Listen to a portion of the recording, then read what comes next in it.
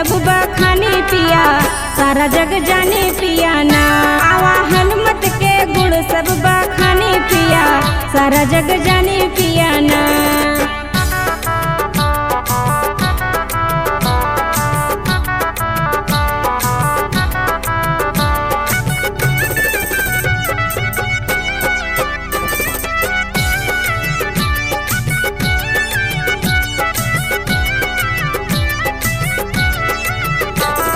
राम श्री का काम मैया सीता के मुकाम, ये राम श्री का काम मैया सीता के मुकाम, ये राम श्री का काम मैया सीता के मुकाम, ये राम श्री का काम मैया सीता के मुकाम।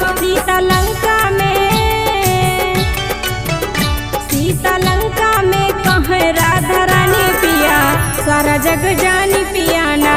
आवा हनुमत के सब गुण बखाने पिया, सारा जग जाने पिया ना।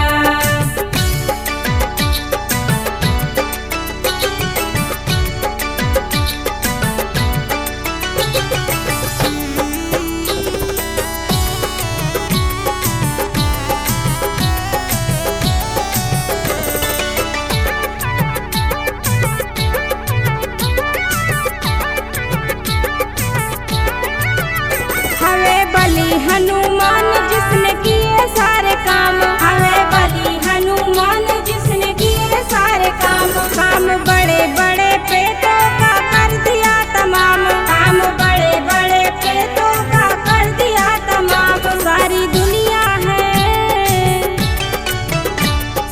दुनिया है भक्ति में दीवानी पिया, सारा जग जाने पिया ना। आवा हनुमत के गुण सब बखाने पिया, सारा जग जाने पिया ना।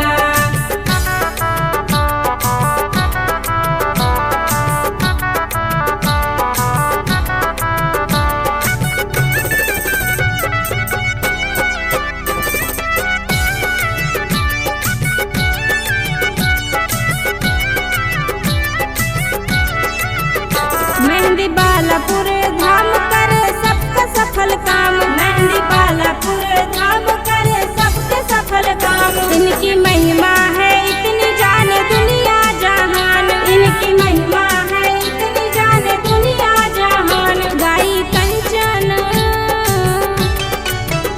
गाई कंचन विनोद के लेखनी पिया, सारा जग जाने पिया ना।